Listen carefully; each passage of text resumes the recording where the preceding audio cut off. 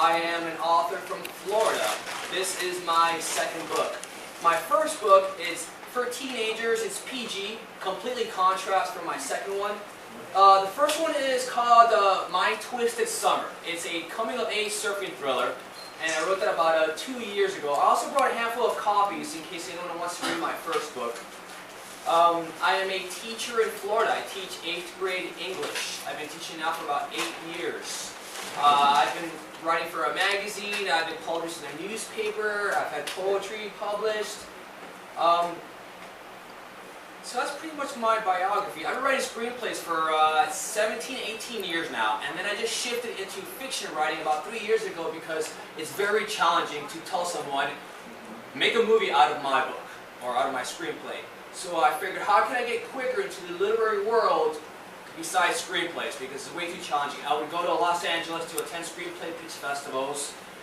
Actually, I took his biography to LA, and they didn't believe it was real. At the screenplay pitch festival, they looked at me like, whatever, you're not telling me the truth.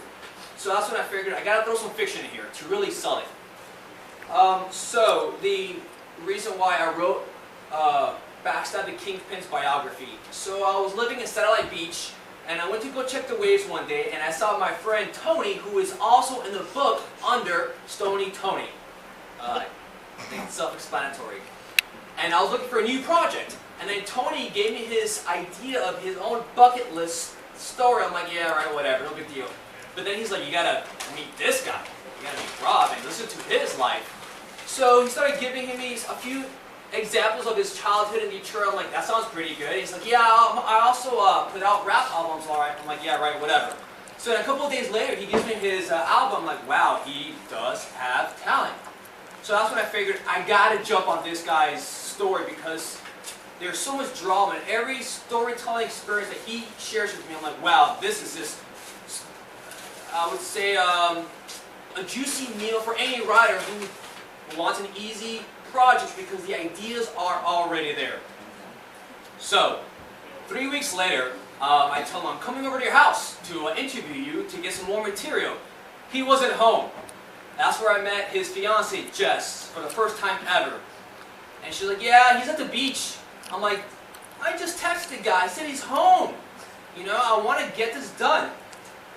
20 minutes later, there's a loud commotion on the beach. 2 blocks away, all this yelling, and I'm like, I really hope that's not my boy because I need to get to this guy today. So, that experience is the third act of the book.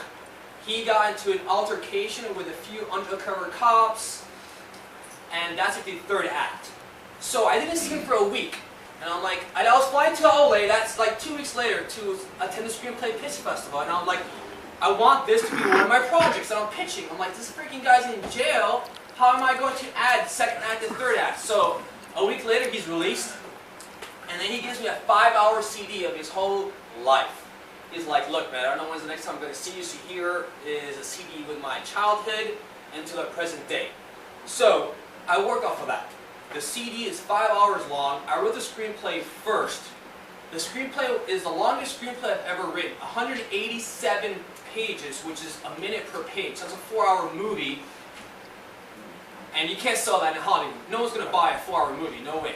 So, I wrote that 5 years ago. I sat it on the shelf. I let it sit on the shelf for 5 years. I worked on other projects. And a year ago, I'm like, I think I want to rewrite your screenplay into the book. And here we are now, a year later, and it's done. It is the most dramatic story I've ever written. From beginning to end, there's so much drama from his childhood into the present day. It's only about 10% fiction. Names were changed, but it's only about 10% fiction. Everything else, it's coming out of his own mouth. I was raised in Miami. I had a PG upbringing. Contrast to his upbringing, which is rated R on steroids. So when you read it, you're like, I feel nice and safe in my own little AC4 walls because there's no way in hell would I have done that as a kid, that as a 17-year-old, so on and so on.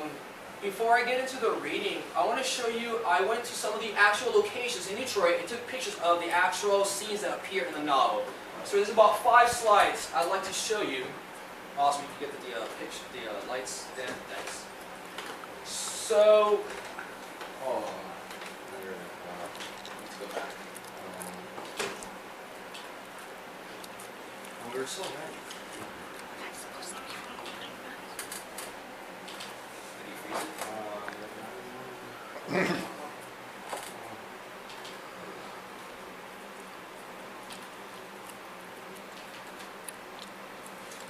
And when I wrote this book, I know that Detroit is moving forward, and these tales in the book are a little bit what the past offered for Detroit. So that was something else I kind of juggled with. I'm like, well, I hope they don't think I'm trying to paint it in a complete negative light. right. You know, Rob,